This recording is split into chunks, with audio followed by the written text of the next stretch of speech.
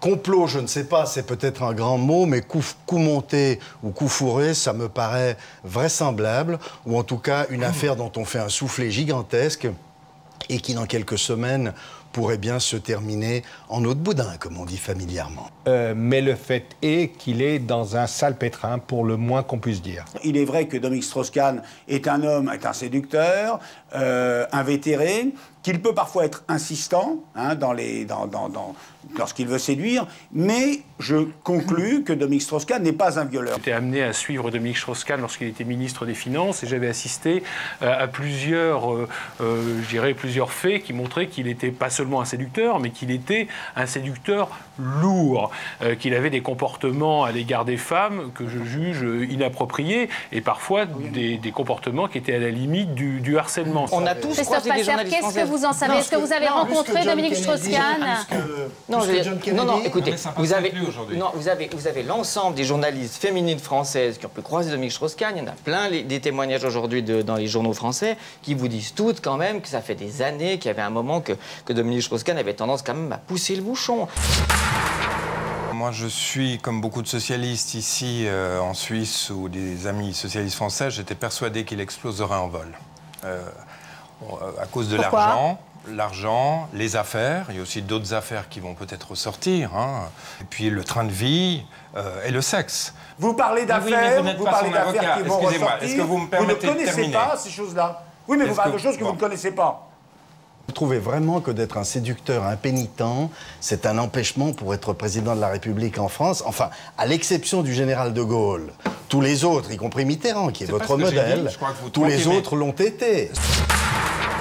On est dans une bataille de communication dans cette affaire. Or, le silence, après 4 jours de Dominique Strauss-Kahn, qui aurait pu faire une déclaration par l'intermédiaire de ses avocats, présenter une défense qui soit crédible, ne plaide pas en sa faveur. Moi, je suis très interpellé par ce silence, par ce système de défense. Aujourd'hui, il ne faut pas ajouter à charge contre lui sa réputation, car la réputation de séducteur, parfois insistant, on peut moralement le juger mal, hein, et au fond, finalement, la seule personne qui peut le juger, c'est Anne Sinclair, c'est son épouse quand même. L'adultère et les comportements de séducteurs, c'est son épouse qui est le seul juge. On est en France dans un système qui permet aux individus de se défendre et de se protéger.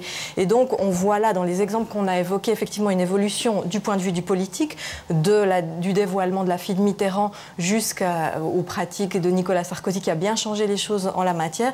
Avec cette nouvelle affaire, je ne suis pas sûre que ça vole en éclats, c'est en train d'évoluer. Le sentiment qu'au fond, si on est puissant, si on est un chef d'État, on a droit à des égards particuliers.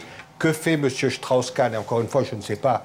Et lui seul sait s'il est innocent ou coupable. Quand il arrive au commissariat, il demande à avoir un traitement spécial parce qu'il est directeur général du Fonds monétaire international. Les policiers américains se fichent pas mal qu'il soit le pape ou le directeur général du Fonds monétaire international. Imaginons que ce soit un complot, qu'il soit innocenté. Il ne s'en remettra pas. Non, il ne s'en remettra pas.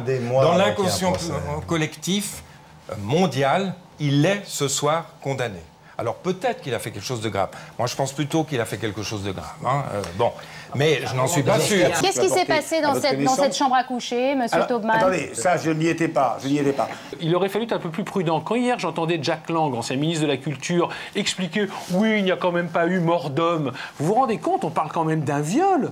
Je veux dire que c'est terrifiant d'entendre quelqu'un qui est encore débuté, qui fait la loi, disqualifier ainsi une accusation de viol. Viol supposé, harcèlement sexuel. Hein. Ce qu'on nous présente n'est pas plausible. Que quelqu'un de l'intelligence qui a été souligné, que quelqu'un, permettez-moi de le dire, qui est un sexagénaire, âge quand même où on atteint une certaine paix d'essence. Je parle d'expérience. Vous parlez de vous? Je parle d'expérience. Qu'un sexagénaire se comporte de cette façon-là...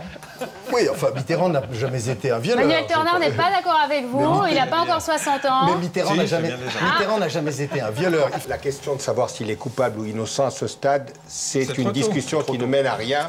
Personne n'en sait rien, à part la femme de chambre et lui-même. On peut se demander quand même si l'accusation... Donc cela ne sert à rien de perdre du temps à continuer à discuter de cela. N'allons pas plus vite que le calendrier judiciaire.